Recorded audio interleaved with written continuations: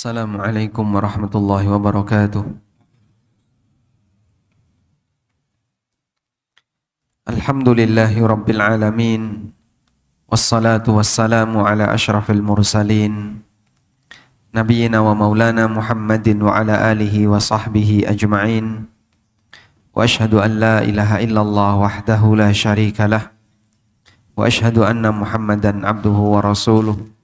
Salawatu rabbi wa salamu alaihi wa ala alihi wa ashabihi wa man sara ala nahjihi wa stanna bisunnatihi ila yaumiddin. Yang kami hormati Bapak Ketua DKM Masjid Al-Ikhwan, yang kami hormati pula Bapak Ketua Yayasan, dan Bapak Ibu sekalian, semoga Allah Subhanahu wa taala merahmati kita semuanya. Syukur alhamdulillah layak kita haturkan kehadirat Allah Azza wa Jalla. Dialah zat yang mengendalikan hati para hambanya. Ketika Allah jadikan kita sebagai orang yang punya kecenderungan untuk mau belajar, mau mengenal ilmu agama, itu merupakan langkah awal sebagai tanda bahwa Allah menghendaki kebaikan untuk kita. Sebagaimana disebutkan dalam hadis yang sahih, Nabi SAW pernah bersabda, "May yuridillahu bihi khairan yufaqihu fiddin." Barang siapa Allah kehendaki untuk mendapatkan kebaikan, maka Allah pahamkan dia dalam masalah agama. Selanjutnya, salawat dan salam semoga selalu tercurah untuk Nabi Agung kita Muhammad SAW atas perjuangan besar yang beliau lakukan sehingga kita bisa merasakan indahnya Islam hingga detik ini. Dan saya mohon maaf, barangkali saya tidak bisa memberikan balasan pantun, Pak. Kalau di tradisi orang Padang, mau ngelamar pakai pantun ya, Pak. Kalau kalah pantun, lamaran ditolak. Jadi ini kalau saya nggak bisa balas pantun, barangkali besok digantikan dengan yang lain. Baik, saya tadi mau nyari buat pantun pakai AI, tapi nggak sempat. Masya Allah, jazakumullah khairan, kita ucapkan terima kasih banyak kepada DKM Masjid Al-Ikhwan yang telah memberikan kita fasilitas dan kesempatan untuk belajar. Bapak Ibu yang dimakan Allah Subhanahu wa taala, judul kajian kita menjemput rizki. Bagaimana bentuk menjemput rizki? Allah menegaskan dalam Al-Quran, wa fis sama'i rizqukum wa ma tu'adun. Wa fis sama', di langit itu, rizqukum, rizki kalian. Wa ma tu'adun, dan apa yang dijanjikan untuk kalian. Jadi kalau nas dari Al-Quran ini menegaskan rizki kita berada di langit, kenapa kita nyari di bumi, Pak? Seharusnya kalau informasinya rizkinya ada di langit, nyarinya di mana, Pak? Di langit. Cara nyari rizki di langit gimana, coba? Gimana, Pak, cara nyari rizki di langit? Hah? Dengan mentaati zat yang memiliki rizki itu. Mentaati perintah Allah dan menjauhi larangannya. Baik. Bapak Ibu yang dimakan Allah Subhanahu wa taala. Yang dimaksud rizki itu di langit, ada dua makna yang dijelaskan oleh para ulama.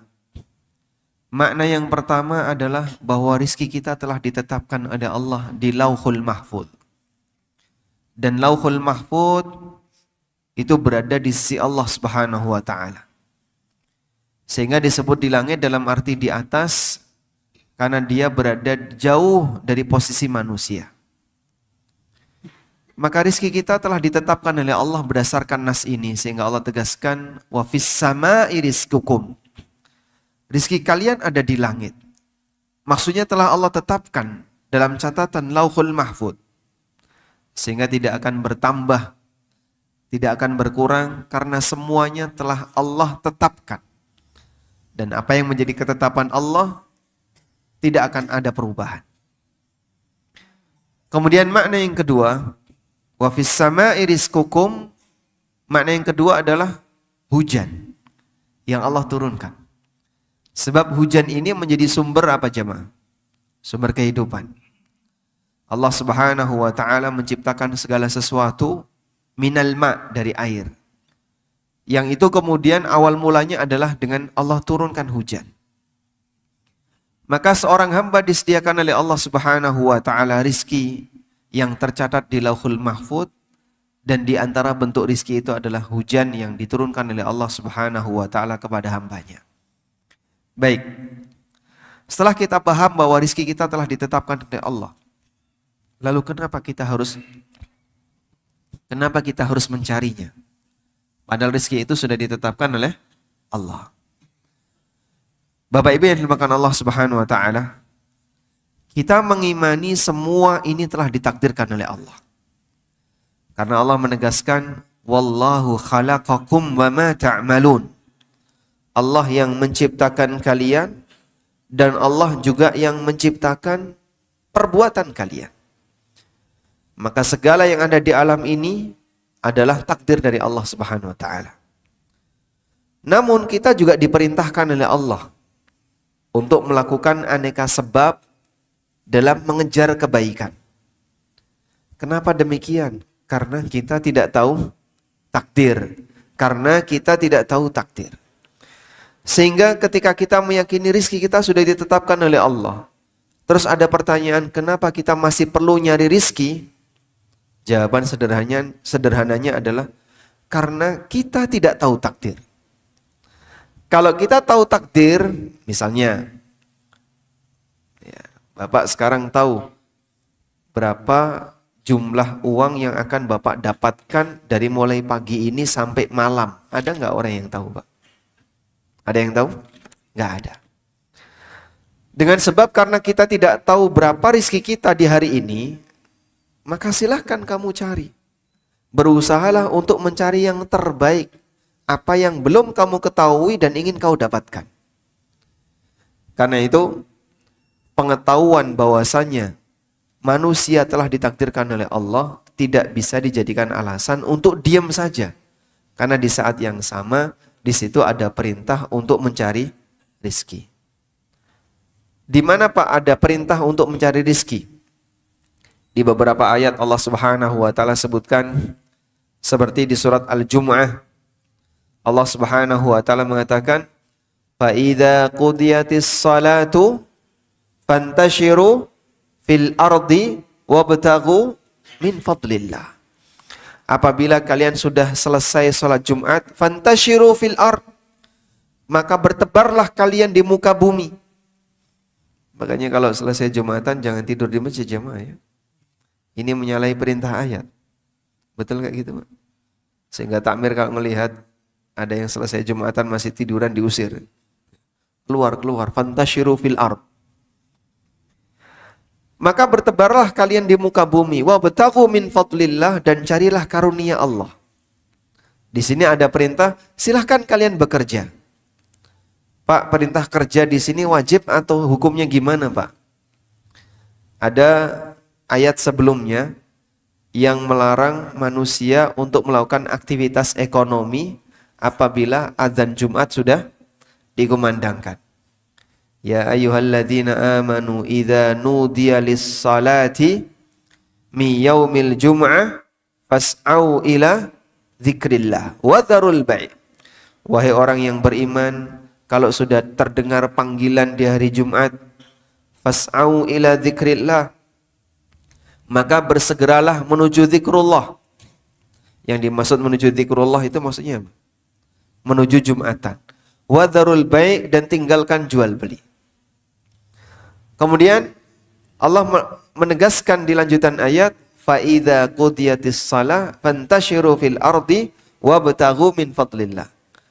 Kalau kemudian kalian sudah selesai Jumatan, maka silahkan bertebaran di muka bumi dan carilah karunia Allah. Ada kaidah yang disampaikan oleh para ulama, idza waqa'al amru ba'dan nahyi kanal amru hukmuhu ma kana qablan nahyi. Apabila ada perintah yang jatuh setelah larangan, maka hukum perintah itu kembali seperti hukum asal ketika tidak ada larangan. Ada larangan, jangan jual beli ketika sudah terdengar adzan Jumat. Kalau selesai Jumatan, bertebarlah kalian di muka bumi dan carilah rizki. Di sini bentuknya apa? Perintah.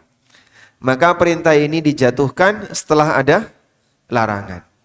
Kaedahnya, kalau ada perintah yang jatuh setelah larangan, maka hukum perintah itu kembali kepada hukum sebelum ada larangan.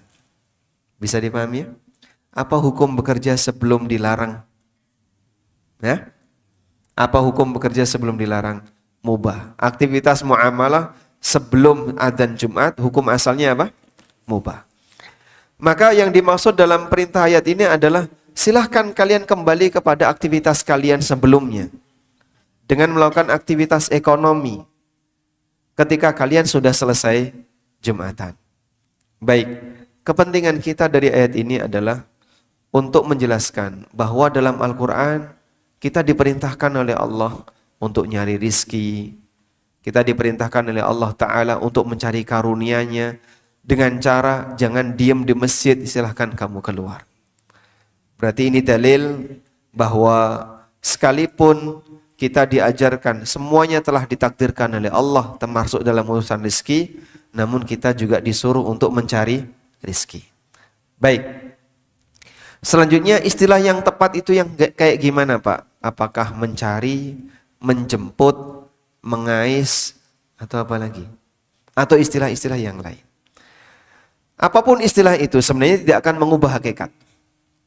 Karena yang dilakukan oleh manusia dalam aktivitas dia ketika bekerja, intinya adalah dia ingin mendapatkan sesuatu agar menjadi sumber nafkah dia dan keluarganya. Namun yang lebih penting untuk kita pikirkan di sini adalah bagaimana cara menjemput rizki yang benar itu dan bagaimana cara mencari rizki yang diridhai oleh syariat. Bapak Ibu yang dimuliakan Allah Subhanahu wa taala, berbicara mencari rizki, para ulama menegaskan di sana ada dua bentuk. Pertama adalah mencari rizki yang sifatnya materi. Mencari rizki yang sifatnya materi. Bentuk mencari rizki secara materi dikenal oleh semua orang. Bahkan binatang pun bisa melakukannya. Jadi ayam misalnya Bapak Ibu ya. Begitu dia bangun tidur, setelah matahari terbit dan matanya sudah bisa melihat, yang dilakukan apa Pak? Ya? Insting binatang itu apa? Makan. Maka saat dia tidak sedang dikurung, tidak sedang berada di kandang, seperti ayam misalnya. Ketika dia sudah bangun, kemudian matanya sudah bisa melihat, maka dia akan turun dari batang pohon, dari tempat dia bermalam. Kemudian dia mencari rizki. Allah Subhanahu wa ta'ala tanamkan insting pada makhluk hidup untuk mencari sumber kehidupannya. Baik, dan seperti inilah yang dimaksud dengan mencari rizki yang sifatnya materi. Mencari rizki yang sifatnya materi, tidak ada bedanya antara yang muslim dengan non-muslim. Tidak ada bedanya antara yang berakal dengan yang tidak berakal. Karena semuanya mencari. Mereka yang tinggal di laut juga mencari. Ikan, begitu sudah bisa melihat, dia sudah bangun, dia nyari rizki. Manusia juga demikian. Baik yang muslim maupun yang non-muslim. Bedanya di mana Pak? Antara yang berakal dan yang tidak berakal, antara yang muslim dengan yang non-muslim. Bedanya adalah yang muslim dikasih rambu. Jangan sampai kau mencari yang haram. Intinya itu. Makanya Allah katakan dalam Al-Quran, cara non-muslim dalam mencari rizki yang gak pakai aturan. Sehingga yang haram diambil, yang syubhat apalagi. Mereka mengambil semuanya. Allah samakan sebagaimana binatang.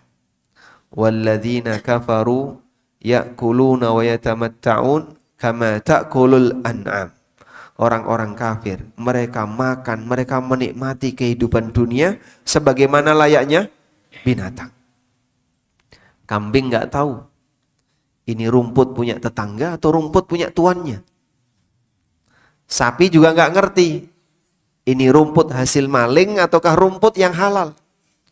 Demikian pula binatang yang lain. Mereka tidak pernah tahu apakah ini makanan yang halal atau makanan yang haram. Sehingga pada posisi itu ketika ada orang mencari harta, tapi tanpa aturan, sebagaimana layaknya non-muslim yang dia nggak pernah tahu tentang aturan mencari harta, Allah katakan sebagaimana apa Pak? Binatang. Allah Subhanahu wa taala menyebutkan walladzina kafaru ya'kuluna wa yatamatta'un. Orang kafir itu mereka makan dan menikmati dunia kama ta'kulul an'am, sebagaimana layaknya binatang, karena enggak tahu aturan. Dan Masya Allah, Nabi SAW menyebutkan semakin jauh dari zaman nubuwah, manusia itu semakin enggak kenal aturan dengan masalah halal haram. Sampai beliau pernah menegaskan dalam sebuah hadis riwayat Bukhari, sayati 'alan nasi zamanun la yubalil mar'u ma akhadha min aminal halali aminal haram. Akan datang satu zaman di tengah umat manusia di mana orang enggak lagi peduli dari mana dia ngambil harta, apakah dari yang halal ataukah dari yang haram. Apa maknanya enggak peduli di situ? Manusia nggak peduli dalam mencari harta apakah dari yang halal ataukah dari yang haram, ada dua makna. Makna yang pertama adalah nggak mau belajar. Sehingga dia tidak mau untuk mencari tahu seperti apa sih batasan yang halal dan yang haram dalam bermuamalah. Di sini pedagang banyak nggak? Pengusaha banyak nggak di sini, Pak? Coba yang berdagang angkat tangan, yang pedagang. Ini nggak berani angkat tangan. Ada hadiahnya nggak bisa? Ada. Coba hadiahnya, siap kita lihat. Yang pedagang angkat tangan, dapat hadiah, Insya Allah. Ada lagi pedagang? Baik, pertanyaannya. Ya, Bapak ditanya mau? Pertanyaannya, Bapak berdagang ya? Sudah berapa tahun berdagang, Pak? 10 tahun, Masya Allah. 10 tahun itu kalau mondok, Masya Allah ya, sudah hafal Quran, bahkan hafal banyak hadis. Bapak berdagang sudah 10 tahun. Kalau misalnya Bapak ditanya, mohon maaf, silakan, bisa pakai mikrofon ya. Selama 10 tahun berdagang, pernah ngerti nggak Pak, rukun jual beli itu Pak?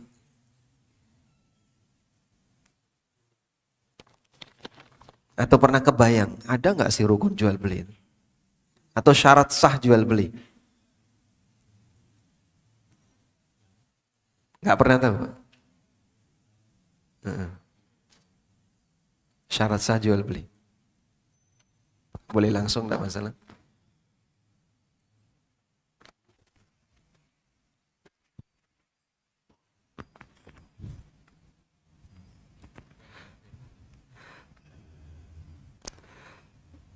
Saling menyetujui barang yang baik pembeli maupun penjual. Masya Allah.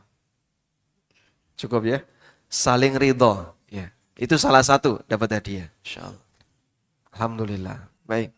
Pedagang yang lain mana ini? Bisa disebutkan contoh syarat sah jual beli selain saling ridho.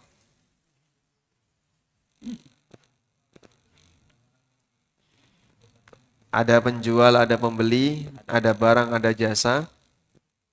Nah, terus? Ada penjual, ada pembeli. Tapi diam-diaman, gimana? Ada akad, Masya Allah. Itu rukun ya, dapat hadiah. Baik. Jadi, mungkin banyak orang yang nggak ngerti tentang rukun jual beli itu apa, syarat jual beli itu apa, transaksi yang haram kayak gimana. Bapak bisa buktikan ya, datang ke pasar tradisional misalnya Pak. Kalau orang ditanya kayak gini, kira-kira berapa persen yang bisa jawab Pak? Hah? Gak ada. Jadi Nabi SAW menyebutkan, akan datang satu zaman di mana orang gak peduli masalah halal haram. Salah satu di antara contohnya adalah Gak pernah mau ngerti, gak pernah mau kenal. Yang halal yang kayak gimana, yang haram kayak gimana. Orang kalau gak kenal Pak, kira-kira dia dapat haram, sadar gak kalau itu haram Pak? Gak sadar. Makanya dulu zaman sahabat, jemaah, seperti yang pernah dilakukan oleh Umar bin Khattab radhiyallahu anhu. Beliau ini kan pernah membuat regulasi khusus di pasar Madinah. Yang gak ngerti fikih jual beli diusir.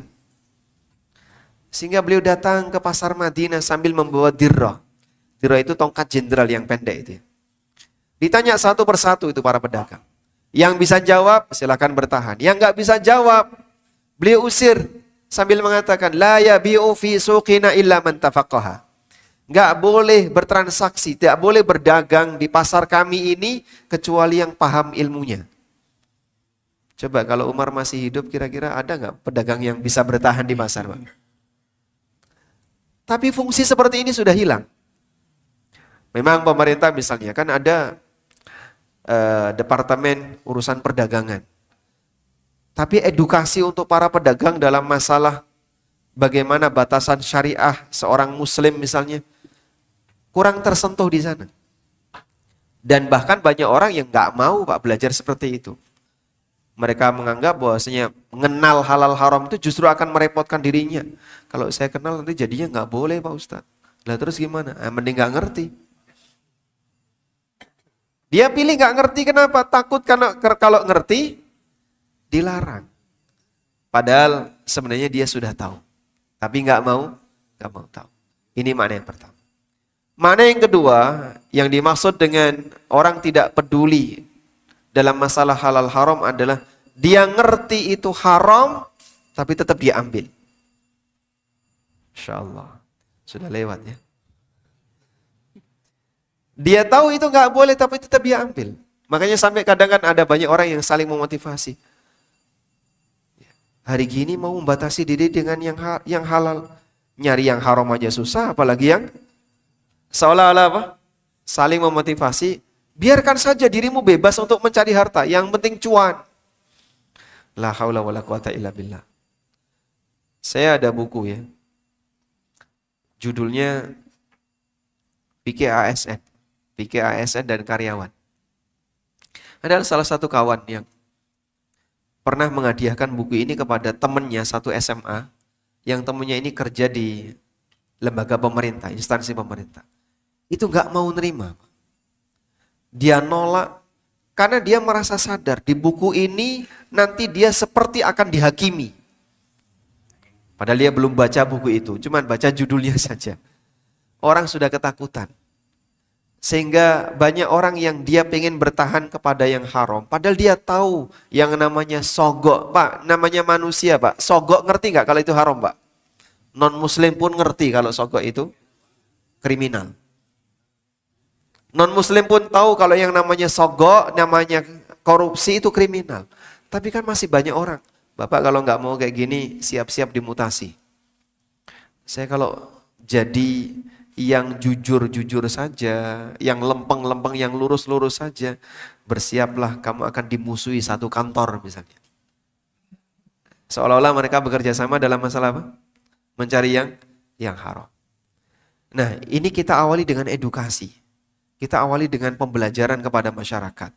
Bagi para pedagang di pasar, kita kasih edukasi tentang masalah kejujuran dalam timbangan, kejujuran dalam transaksi, juga masalah edukasi tentang halal haram ketika bertransaksi. Karena kalau tidak tahu bisa jadi manusia terjerumus ke dalam sesuatu yang haram tanpa sadar. Umar radhiyallahu anhu melanjutkan dalam pernyataan beliau, la yabi'u fi suqina illa man tafaqqaha wa illa akala riba sya'a am aba. Enggak boleh transaksi di pasar kami kecuali yang paham fikihnya. Karena kalau tidak dia akan makan riba sadar maupun tidak sadar. Sehingga banyak orang terkadang melakukan transaksi riba dalam posisi dia nggak tahu kalau itu riba. Banyak sekali Pak. Saya kira mungkin Bapak Ibu sudah ngerti ya tentang masalah aturan tukar uang dengan uang. Syaratnya apa Pak? Uang dengan uang syaratnya apa? Wajib, sama, dan tunai. Ada orang misalnya, ini saya punya uang 50.000 ya. Tapi saya butuh pecahan 20, 20, 10. Ditukar ke sebelahnya. Sama-sama orang pasar. Cuman sebelahnya baru punya 30. Nanti yang 20 nyusul ya. Bagi orang kita kan biasa saja. Padahal itu masuk kategori apa? Riba. Saya pernah menyampaikan seperti ini kepada teman-teman atau para pengusaha ya. Begitu kita kasih tahu, oh baru tahu kalau itu riba. Padahal sudah biasa mereka lakukan itu. Makanya ketika nggak kenal bisa jadi terjerumus ke dalam perbuatan dosa besar tanpa sadar. Dan makin jauh dari zaman Nabi, suasana seperti ini makin banyak. Maka jadilah orang yang dikecualikan di masyarakat, mendekatlah kepada pembelajaran tentang fikih muamalah, apalagi ketika Anda sangat berkepentingan untuk tahu itu. Ngerti tentang seperti apa rukun jual beli, syarat jual beli, kemudian seperti apa transaksi yang haram, bagaimana cara transaksi yang benar, terutama untuk benda-benda ribawi seperti mata uang, emas dan seterusnya. Baik. Di sini kita ingin menegaskan bahwa menjemput rizki secara materi, Muslim punya satu prinsip, jangan sampai usaha dia dalam menjemput rizki akan menjadi sumber masalah ketika dia menghadap Allah di akhirat. Karena karakter dunia hanya ada dua kemungkinan, yang halal dihisab, yang haram diazab, gak ada yang ketiga. Sehingga upaya kita dalam menjemput rizki jangan sampai kerja kita, usaha kita justru akan menjadi pengantar kita untuk mendapatkan kecelakaan ketika menghadap Allah Ta'ala. Ini poin penting berkaitan dengan masalah menjemput rizki secara materi. Karena kalau Muslim ketika dia mencari rizki atau menjemput rizki dengan cara nggak beraturan, apa bedanya antara dia dengan non-Muslim? Apa bedanya antara dia dengan binatang yang sama-sama nggak ngerti aturan?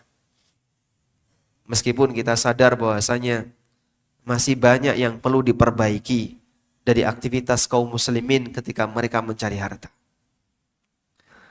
Kemudian yang kedua, bentuk menjemput rizki yang kedua adalah mendekatkan diri kepada Allah sebagai zat yang membagi rizki kepada para hambanya. Karena dialah yang memberikan rizki kepada hamba, dialah pemilik rizki itu, maka sudah menjadi kewajiban kita sebagai hamba untuk mendekat kepadanya. Nah, ini disebutkan dalam banyak ayat di Al-Quran. Contohnya perintah untuk takwa. Dan kalau orang itu bertakwa maka rizkinya akan ditambah oleh Allah Subhanahu wa Ta'ala. Baik untuk kelas individu maupun masyarakat. Contoh yang kelas individu, Allah Subhanahu wa Ta'ala berfirman, "Wa may yattaqillaha yaj'al lahu makhraja wa yarzuqhu min haitsu la yahtasib." Barang siapa yang bertakwa kepada Allah, Allah akan berikan kepadanya jalan keluar. Sehingga ketika dia punya masalah, dia punya kasus, Allah mudahkan bagi dia untuk bisa keluar dari masalah itu. Allah mudahkan bagi dia untuk menyelesaikan kasus itu dengan gampang.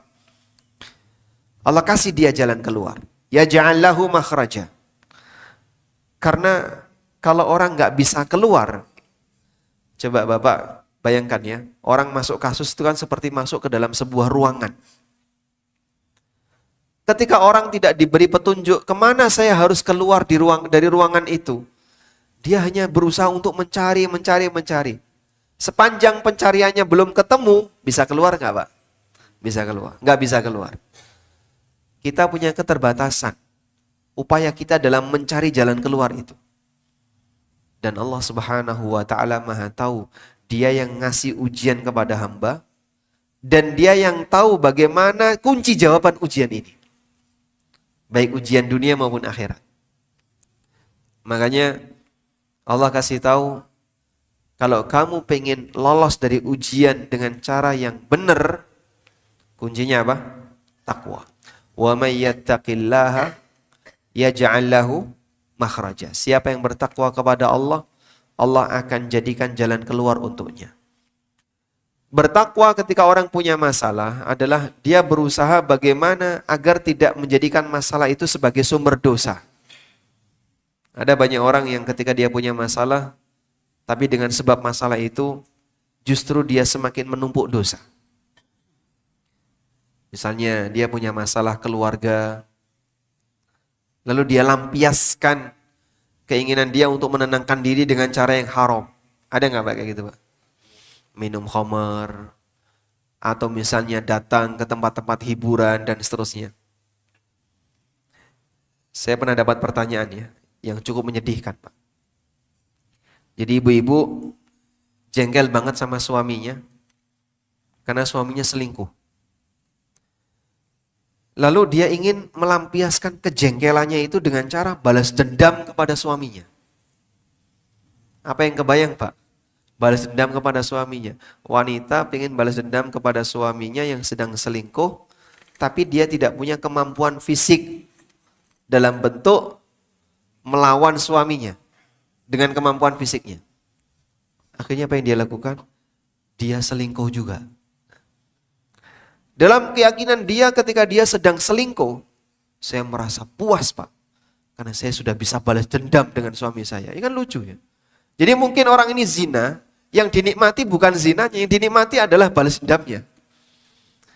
Si lelakinya bisa menikmati zinanya, tapi si wanita ini yang dinikmati bukan hubungan badannya, tapi yang dinikmati apa Pak? Dendamnya.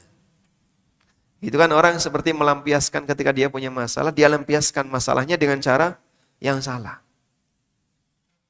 Ada juga misalnya orang yang punya kasus utang, kemudian dia mencari jalan keluar sampai tingkatan bunuh diri, atau dengan cara mengambil harta orang lain dan seterusnya. Ada banyak orang ketika dia tidak bertakwa kepada Allah saat punya masalah, dia melakukan hal yang salah. Makanya Allah arahkan, bertakwalah kepada Allah, sekalipun kamu sedang punya masalah, Allah nanti akan berikan jalan keluar. Tawakal kepada Allah, yakin kepada Allah Subhanahu wa taala. Wa yarzuqhu min haitsu la yahtasib. Allah akan berikan rizki kepadanya dari arah yang tidak dia duga. Banyak sekali kasus di mana manusia ketika dia sudah tidak bisa menyelesaikan masalahnya. Saya sudah nggak sanggup ini. Saya sudah nggak sanggup. Ya sudah. Yang penting kau tetap bertakwa, jangan sampai melanggar aturan syariat. Ikuti saja rel yang ada. Nanti Allah akan kasih jalan keluar, dan kalaupun itu dalam urusan ekonomi, Allah janjikan, wa yarzuqhu min haitsu la yahtasib. Allah akan berikan rizki dari arah yang kalian tidak duga. Dari mana datangnya rizki itu? Wallahu a'lam. Yang jelas ketika manusia sudah tawakal kepada Rabbnya, Allah kasih jaminan, wa may yatawakkal 'ala Allah fahuwa hasbuh. Barang siapa yang bertawakal kepada Allah, maka Allah yang akan mencukupinya. Jamaah, pada waktu Maryam radhiyallahu anha itu berada di mana Pak Maryam? Di mihrab. Maryam ditaruh di mihrab oleh Zakaria alaihissalam. Beliau ini kan dinazarkan oleh ibunya untuk mengabdi di Baitul Maqdis. Jadi istrinya Imran pada waktu hamil, dan itu hamil untuk anak pertama. Istrinya Imran itu mau mewakafkan anak. Mau mewakafkan anak. Ya Allah, ini yang ada di perutku akan aku wakafkan untuk agama. Ada nggak Pak orang yang wakaf anak Pak? Nggak kebayang ya? Nggak kebayang Pak, masa wakaf anak? Wakaf ya bangunan, duit, atau yang lainnya. Ini wakaf anak. Bagaimana bentuk wakaf anak? Semua orang tua itu membayangkan, ini anak nanti kalau dewasa, semoga nanti ketika bapak sudah tua, ibu sudah tua, bisa nebeng anak, dirawat oleh anak, mendapatkan manfaat dari anak. Itu kan harapan orang tua dari siapa Pak? Anaknya. Wakaf anak, dia sudah sama sekali tidak berharap kepada anaknya. Ya sudah, kamu fokus saja kepada kegiatan agama, sehingga bapak ibu kalaupun sudah tua, saya tidak akan mengganggu kamu dalam kegiatan agama kamu. Kalau orang tua pada umumnya berharap nanti anaknya bisa menafkahi dia ketika bapaknya sudah nggak bisa kerja. Anaknya bisa memberikan kecukupan baginya ketika bapaknya sudah tidak bisa mencari penghasilan. Itulah harapan umumnya orang tua. Termasuk juga ibu-ibu ya. Nanti kalau suaminya sudah mati misalnya, dia berharap semoga digantikan oleh anaknya. Ketika wakaf anak sudah nggak ada harapan untuk itu.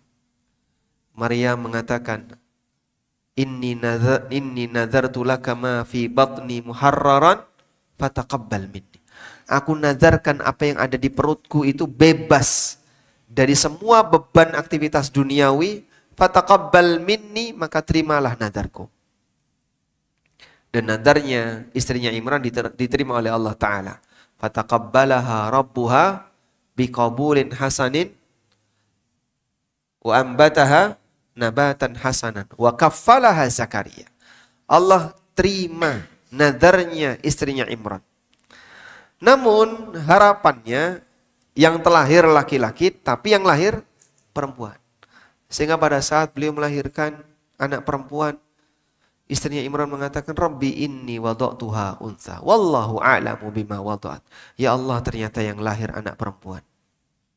Yang diharapkan laki-laki, yang laki-laki itu bisa lebih bebas gerakannya, lebih lincah. Tapi ternyata yang lahir perempuan. Tapi Masya Allah, perempuan ini bukan perempuan biasa. Allah jadikan dia sebagai salah satu tanda kuasanya.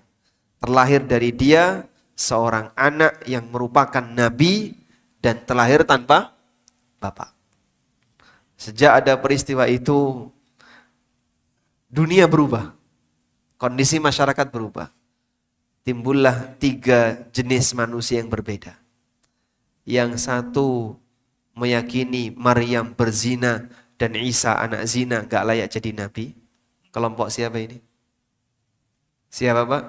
Yahudi. Yang satu meyakini Maryam wanita suci. Nabi Isa terlahir tanpa bapak dan bapaknya Allah. Ini siapa? Nasrani. Yang ketiga Muslim, diberi hidayah oleh Allah. Dia meyakini Nabi Isa terlahir tanpa bapak dan Allah bukan bapaknya. Sebagaimana Allah kuasa bisa menciptakan Adam tanpa bapak ibu, bisa menciptakan Hawa punya bapak nggak punya ibu, Allah juga kuasa menciptakan manusia punya ibu nggak punya bapak. Sehingga penciptaan manusia komplit ada 4. Nggak punya bapak ibu, siapa beliau? Adam. Punya bapak nggak punya ibu, siapa? Hawa, karena tercipta dari Adam. Punya ibu nggak punya bapak, itulah Nabi Isa. Dan punya bapak ibu selain 3 yang pertama. Baik. Nah pada saat Maryam radhiyallahu anha itu berada di ruangan beliau, tiba-tiba ada makanan berupa buah-buahan yang tidak musimnya, Pak. Maka saat Nabi Zakaria alaihissalam masuk ke dalam ruangan Maryam, Nabi Zakaria bertanya, "Anna laki hadha?" Qalat huwa min indillah. Kamu dapat dari mana makanan ini? Maryam mengatakan, itu datang dari Allah. Maryam tidak cerita prosesnya. Tadi kok tiba-tiba ada makanan turun dari langit, tidak. Tapi Maryam hanya bilang itu datang dari Allah. Yang makanan itu mustahil bisa didatangkan oleh manusia. Karena dia buah yang bukan musimnya. Kalau sekarang makan buah yang bukan musimnya kan gampang, Pak ya. Karena orang punya kulkas. Bisa mengawetkan buah-buahan. Teknologi itu belum ada di masa silam. Sehingga rata-rata buah itu ya dimakan saat musim, habis sudah. Karena dia nggak bisa bertahan. Apalagi ketika itu di daerahnya Maryam mengikuti 4 musim. Karena beliau tinggal di Syam. Sehingga kalau pas lagi musim tertentu, nampaknya mustahil ada buah selain musim itu. Maka Zakaria menyadari, ini karomahnya Maryam. Ini karomahnya Maryam. Kedekatan sang hamba kepada Allah Subhanahu wa taala. Seperti Maryam, Allah Subhanahu wa taala berikan kepadanya kecukupan rizki. Sehingga Maryam tidak bekerja. Di mana beliau berada? Di dalam mihrab. Beliau seorang wanita, tidak bekerja. Allah sediakan makanan. Pak, bisa nggak ini ditiru, Pak? Ditiru bisa nggak? Yang namanya karomah nggak bisa dipelajari. Namun yang jelas, ini salah satu di antara contoh bahwa kedekatan hamba kepada Allah terkadang dibalas oleh Allah Subhanahu wa taala dalam bentuk Allah sediakan rizki untuknya di dunia. Ada juga sebagian ulama yang sangat dermawan dan Allah berikan karomah baginya, uangnya itu nggak habis-habis, Pak. Walaupun disedekahkan dalam jumlah banyak. Kalau nggak salah, beliau itu Roja bin Haywah, seorang ulama tabi'in. Jadi dulu orang yang ngisi di masjid, yang ngasih pengajian-pengajian di masyarakat, itu oleh negara digaji. Yang disebut dengan razqun min baitil mal. Hadiah dari baitul mal. Jadi mereka dibayar oleh negara. Sehingga para ulama kalau pas sudah waktunya tanggal sekian, mereka nanti datang ke kerajaan, kemudian nanti dikasih upah oleh negara. Karena beliau mengajar masyarakat.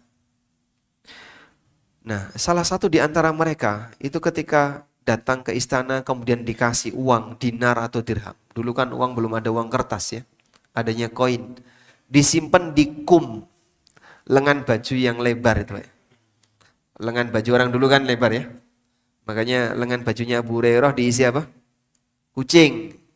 Sehingga beliau pernah gendong kucing dimasukkan ke dalam lengan bajunya. Lalu dipanggil oleh Nabi SAW, ya Abal Hir. Wahai bapaknya Al-Hir, bapaknya kucing. Lengan bajunya ulama ini dimasuki dinar tadi. Setiap kali lewat ketemu orang kasih. Tapi sampai rumah ternyata nggak berkurang. Ada yang kayak gitu ya. Ini karomah. Baik. Namun demikianlah bahwa kedekatan seorang kepada Allah Subhanahu wa taala terkadang diberi oleh Allah taala wa yarzuqhu min haitsu la yahtasib. Allah kasih rizki kepadanya dari arah yang tidak terduga. Tapi takwa itu lahir batin, Pak. Dan Allah tahu. Pak, saya sudah berhijrah, katanya kalau meninggalkan sesuatu yang latar belakangnya karena Allah, Allah akan gantikan. Betul. Tapi Allah melihat lahir batin. Bisa jadi ada orang yang ketika hijrah tapi salah niat. Hijrah dalam rangka apa? Biar nanti hartanya makin bertambah, hartanya makin berkah. Kalau seperti itu, bisa jadi kamu gak jujur niatnya. Karena hijrah sendiri termasuk salah satu di antara sebab orang bisa dapat rizki. Sebagaimana firman Allah Subhanahu wa ta'ala di surat An-Nisa ayat yang ke-100. Wa may yuhajir fi sabilillah. Wa may yuhajir fi sabilillah yajid fil ardi muraghaman katsiran wasa'a. Siapa yang berhijrah di jalan Allah, maka dia akan jumpai adanya kelonggaran dalam masalah tempat dan kelonggaran dalam masalah rizki. Sehingga di antara janji Allah bagi orang yang hijrah adalah dia nanti akan dikasih oleh Allah kelonggaran dalam masalah rizki. Ini makna tadi ya. Mencari rizki dengan cara mendekat kepada Allah Subhanahu wa ta'ala. Yang ditujukan kepada individu. Demikian pula yang ditujukan secara komunal kepada masyarakat. Allah Subhanahu wa ta'ala menyebutkan walau amana ahlul qura wattaqau la fatahna alaihim barakatin minas sama'i wal ard. Ketika satu penduduk negeri mereka itu beriman dan bertakwa, maka Allah akan bukakan untuknya keberkahan dari langit dan bumi. Baik. Oleh karena itu jamaah yang dimuliakan Allah, kita melakukan dua upaya ini ketika kita bicara tentang menjemput rizki. Silahkan jemput rizkimu, artinya adalah cari materi yang akan mencukupi kebutuhan kamu, namun perhatikan, jangan sampai melanggar aturan. Jemput rizki dengan cara yang halal. Dan yang kedua, kau yakin rizkimu itu ada di langit, telah ditetapkan oleh Allah, dan dialah yang membagi rizki kepada para hambanya, maka jangan lupa kau mendekat kepada pemiliknya dengan cara bertakwa kepadanya. dengan cara melakukan ketaatan kepadanya, meninggalkan sesuatu yang haram, maka Allah akan berikan keberkahan untuk rizki. Seimbang jemaah. Jadi dalam upaya secara materi, secara fisik, manusia cari dengan cara yang mubah. Dalam upaya dia untuk mendapatkan keberkahan, manusia melakukan kedekatan dengan Allah dalam bentuk bertakwa kepadanya, beribadah kepadanya. Sehingga dengan itu Allah Subhanahu wa taala akan memberikan keberkahan rizki untuknya. Baik, selanjutnya. Tadi kita menyebutkan bahwa rizki hamba itu tidak akan geser. Nggak bertambah, nggak berkurang. Terus, saat manusia itu mencari sesuatu yang haram, apakah yang haram itu adalah rizkinya? Gambarannya kayak gini, Pak. Gambarnya seperti ini. Allah Subhanahu wa taala misalnya menetapkan si A jatah rizkinya dari mulai lahir sampai mati totalnya anggaplah 10 miliar misalnya ya. Dari mulai lahir sampai mati total rizki si A adalah 10 miliar. Sudah? Apapun usaha yang dilakukan oleh si A tidak akan melebihi dari jatah ini. Cuman 10 miliar ini jika kita gambarkan seperti peta, ada yang diarsir dengan garis hijau, ada yang diarsir dengan garis merah. Kalau dia membatasi diri dengan yang halal, maka seluruh rentang 10 miliar ini hijau semuanya. Gak ada yang merah. Tapi ketika dia mencari rizki dengan cara yang gak beraturan, kadang halal, kadang haram, kadang hijau, kadang merah, kadang hijau, kadang merah, maka pertanyaannya, banyak warna yang mana? Kalau merah semuanya ya berbahaya. Ini nanti akan jadi bahan azab di akhirat jika Allah tidak ampuni. Kalau banyak yang hijau, walhamdulillah. Kalaupun nanti dihisab, tapi semoga tidak menjadi sumber bencana ketika di akhirat. Karena yang hijau ini pun nantinya akan dihisab.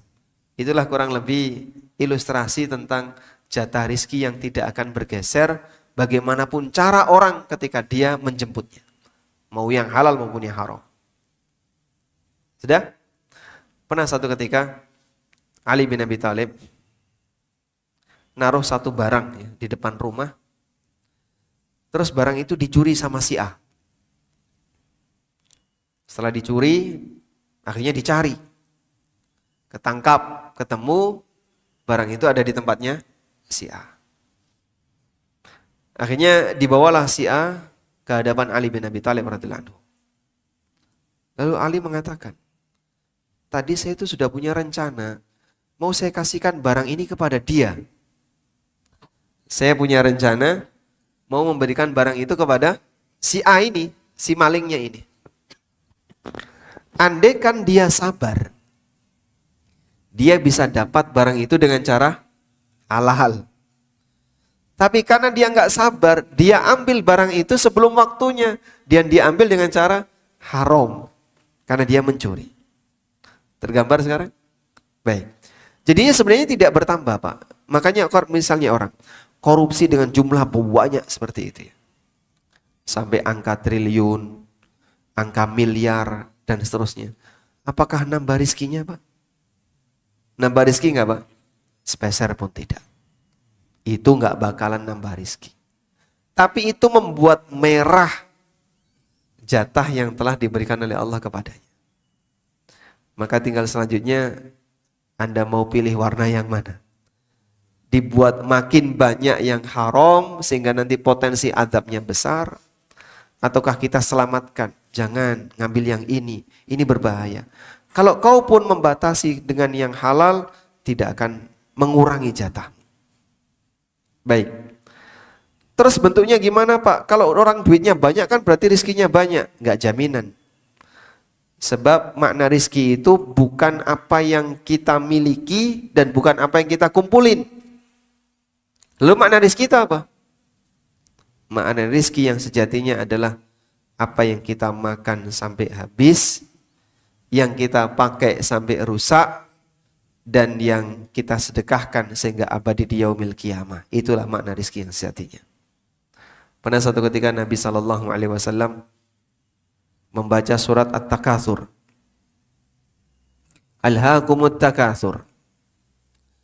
Berlomba-lomba menumpuk harta telah melalaikan kalian. Lalu Nabi SAW mengatakan, Yaqulu ibnu Adam, mali mali.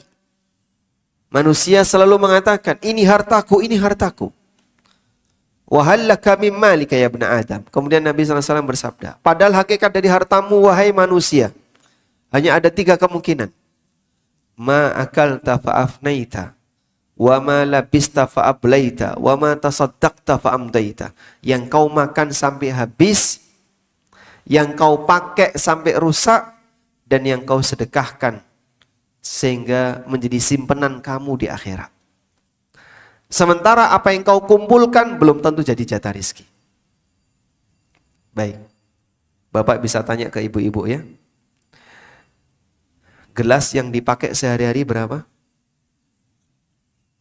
Berapa Pak? Paling cuma 3 atau 5. Itu kalau jumlah anggota keluarganya banyak. Kotor, dicuci. Dengan gelas yang disimpan banyak mana? Hah? Banyak yang disimpan.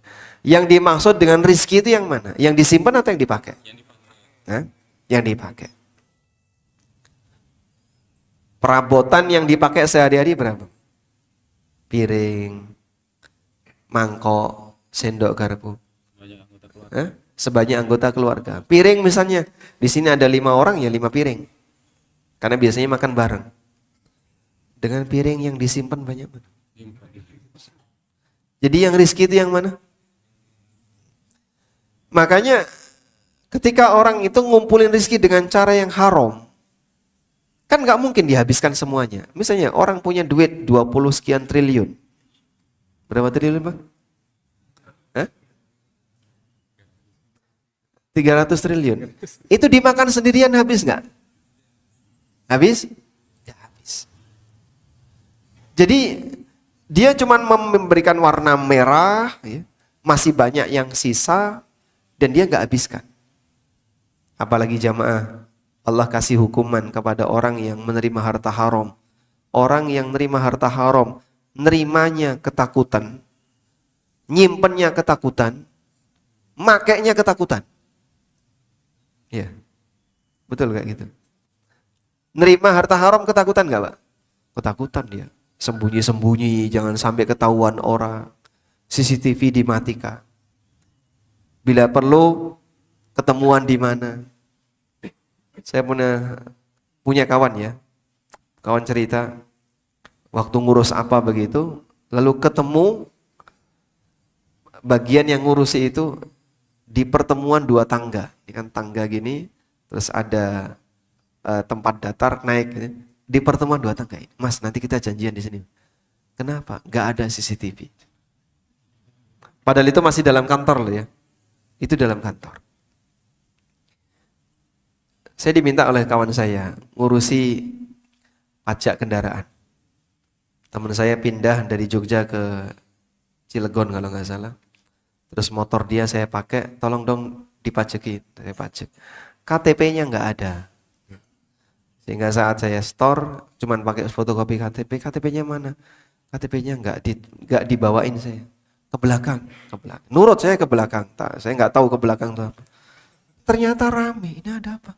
Dimasukkan ke dalam ruangan yang gelap. Saya masih ingat itu gelap itu.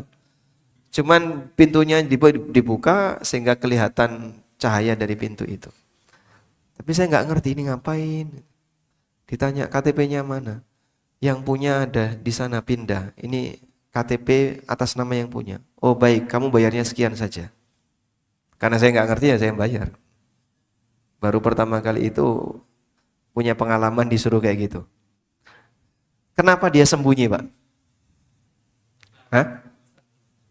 Kenapa sembunyi Bang? Takut ya? Saya yakin dia seperti itu takut. Coba kalau ada yang masang kamera terus di video kayak gini. Itu bisa bingung dia. Demikianlah karakter harta haram nerimanya penuh dengan ketakutan, nyimpennya ditaruh di rekening enggak? Enggak. Uang tunai sampai jamuran itu. Taruh di gudang. Ketakutan ketika nyimpen, makainya juga ketakutan. Gimana bisa menikmati? Sementara dalam situasi takut.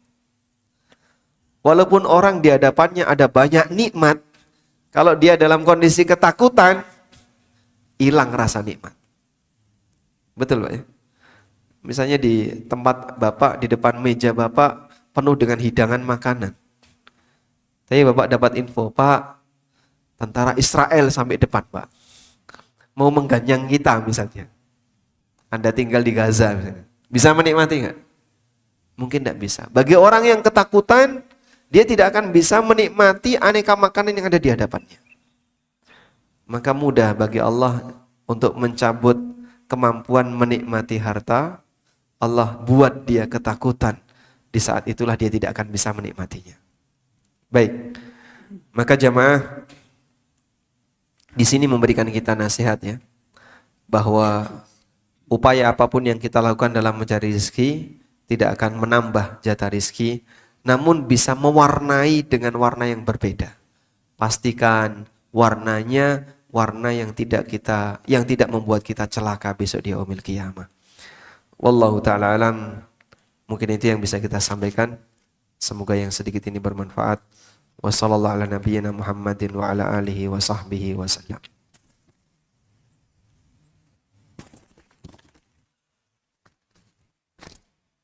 Masya Allah. Baik. Ada yang langsung? Ini aja. Ini yang Alhamdulillah kajian dari Ustadz sudah selesai. Untuk selanjutnya kita ada waktu kurang lebih 10-15 menit untuk sesi tanya jawab. Namun Ustadz kita masih ada satu door prize Ustadz yang bisa dikasih ke jemaah. Masih ada satu door prize lagi. Baik. Silakan pertanyaan untuk jemaah yang bisa dikasih door prize. Nah, siapa dulu? Silakan Bapak pilih. Oh, yang berdiri ya. Masya Allah. Baik, silakan Bapak. Boleh langsung, insya Allah saya dengar. Maaf, Bapak mau bertanya? Mau ada pembagian dulu door prize? Sebentar Pak, habis baik. ini baru Bapak bertanya. Setelah Silakan, bagi door prize. Ya, Baik. pertanyaan buat jemaah. Pertanyaan buat jamaah. Pertanyaannya, siapa nama ketua DKM? Ayo. Oh, jawab sendiri, berarti ketua DKM yang dapat hadiah. Masya Allah. Sudah cukup? Door prize-nya tinggal satu kan? Nah, ini hadiah untuk ketua DKM. Kita aturkan jazakumullah khairan Bapak. Mohon maaf Pak. Masya Allah. Jazakumullah khairan. Masya Allah. Alhamdulillah. Silakan tadi Bapak dulu.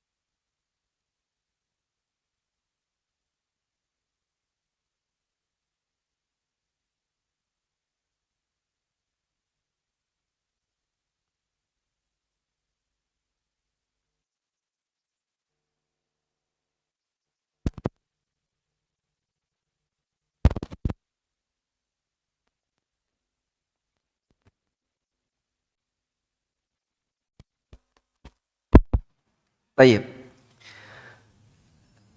Sebagai muslim yang menghendaki aneka syariat Islam bisa tertanam di masyarakat, apa yang Bapak tanyakan ya, bagaimana caranya agar aturan seperti yang dulu pernah diterapkan di zaman Amirul Mukminin Umar bin Khattab radhiyallahu anhu, di mana pemangku kebijakan bisa membuat regulasi yang baik bagi masyarakat yang mau berdagang di pasar.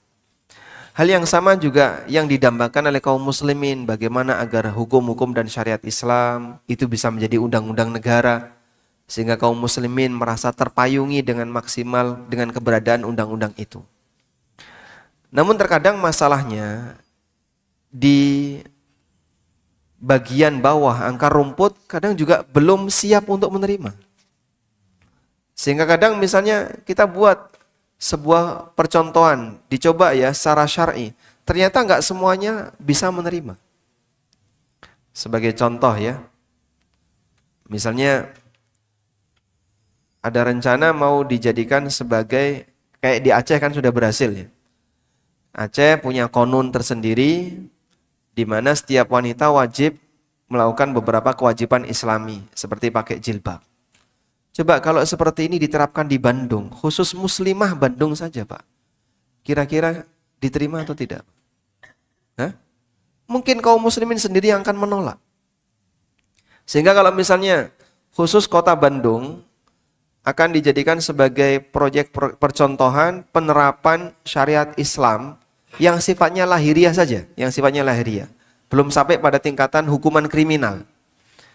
Lalu oleh wali kota diwajibkan seluruh muslim Bandung dan muslimah wajib berbusana Islami. Kira-kira siapa yang berontak pertama? Pelakunya sendiri. Masa saya pakai kayak gini dilarang? Kan saya nggak ganggu orang. Alasan dia kan kayak gitu ya. Karena itu terkadang ketika sudah ada kebijakan, tapi yang bawahnya belum disiapkan, sulit untuk diterapkan. Maka kita berjuang ke kanan dan ke kiri, ke atas dan ke bawah. Bagian ke atas, walhamdulillah para asatidzah dengan karya-karya mereka disebarkan secara online dan insya Allah sampai kepada yang bersangkutan.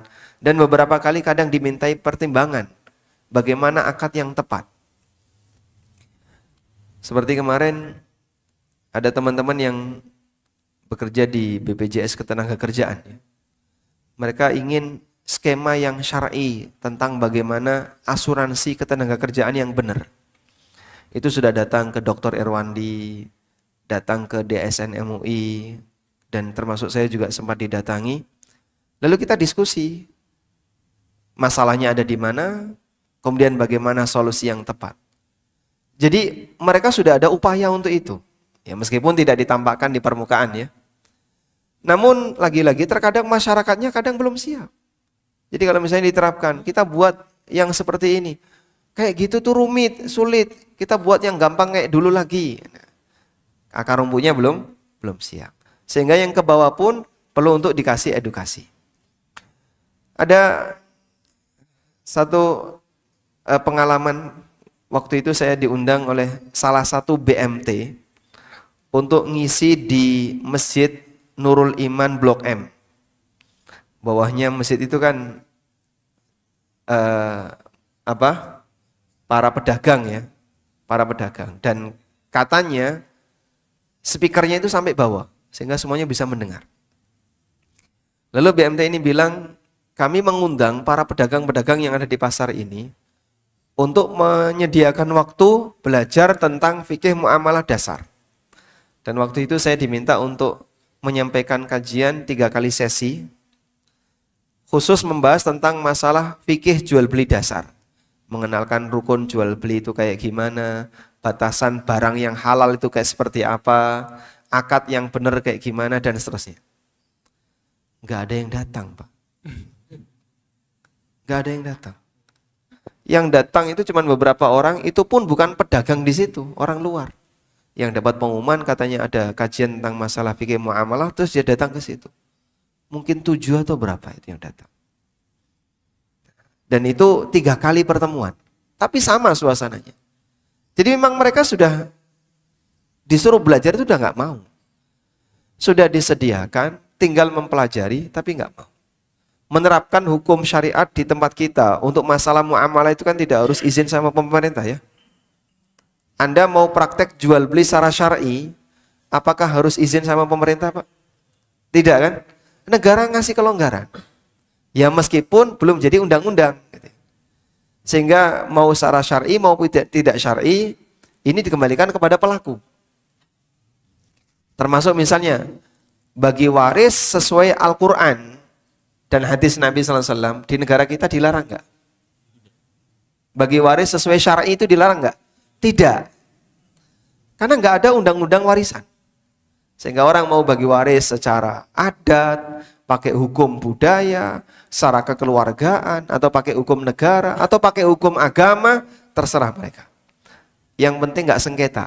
Tapi kalau sengketa, lalu melibatkan negara dengan datang ke pengadilan, nah itu barulah negara turut terlibat.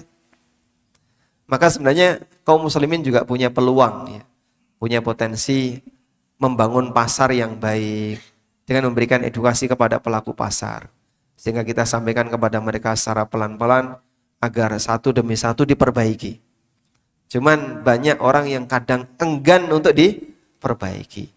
Hidayah mudah untuk didapat dengan cara tinggal dia datang belajar, tapi dia sendiri fastahabbul ama 'alal huda, lebih milih enggak ngerti daripada belajar.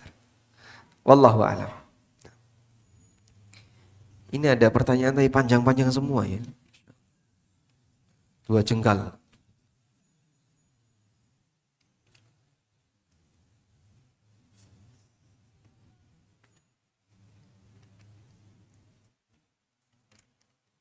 Coba saya bacakan ini investasi dulu.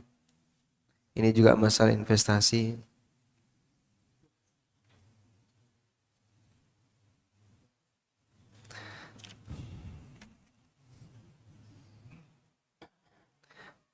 Saya ingin bertanya mengenai investasi yang sedang saya jalani. Saya berikan sejumlah uang sebagai modal kepada teman saya. Kemudian teman saya menyerahkan modal tersebut kepada pengelola usaha. Lokasinya jauh dari kami, di daerah Jawa Tengah. Teman saya adalah orang yang sering ikut kajian sehingga saya percaya. Adapun pengelola usaha tersebut saya hanya pernah bertemu sekali dalam sebuah seminar yang dia isi dengan tema anti riba. Usaha yang dikelolanya adalah pembelian dan penjualan batu kapur. Dalam kesepakatan awal atau akad tertulis bahwa kerugian ditanggung bersama, keuntungan dibagi 50%. Yang jadi pertanyaan, apakah informasi yang saya terima dari teman saya ini sudah cukup untuk memastikan bahwa hasil investasi yang saya terima adalah halal, ataukah saya harus tahu dengan detail? Nah, baik, intinya begini.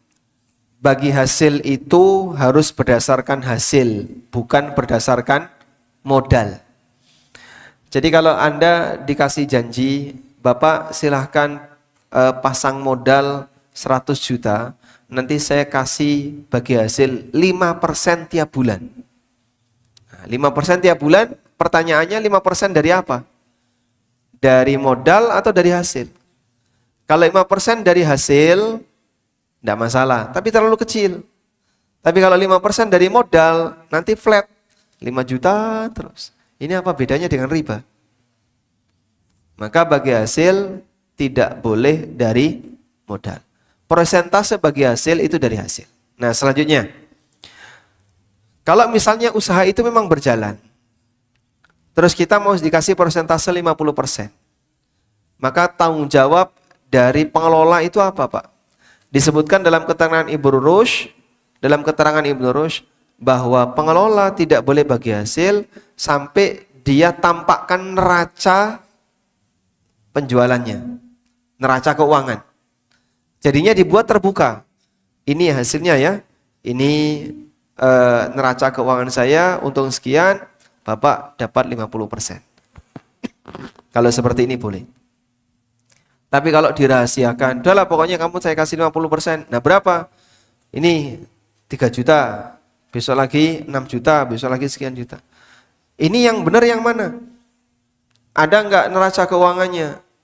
Enggak ada. Nah, Anda boleh nuntut, minta kejelasan dari neraca keuangan, sebagaimana keterangan Ibnu Rushd. Wallahu a'lam. Pripun? Cukup gimana? Cukup ya. Mohon maaf, Bapak. Satu lagi. Oke, satu pertanyaan lagi. Nah, silakan Bapak.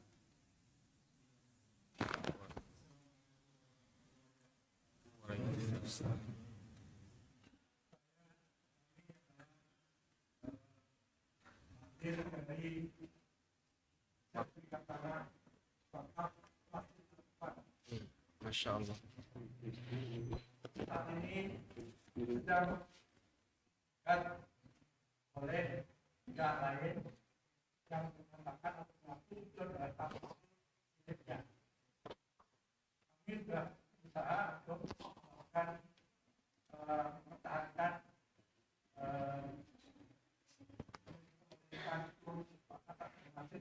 Nah.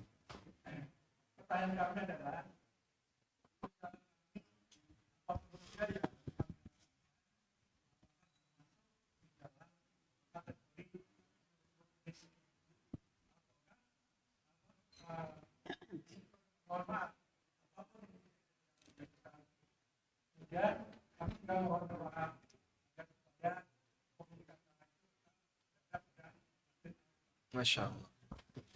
Barakallahu fikum. Itu tanah masjid ini? Atau tanah di tempat yang lain? Oh, baik.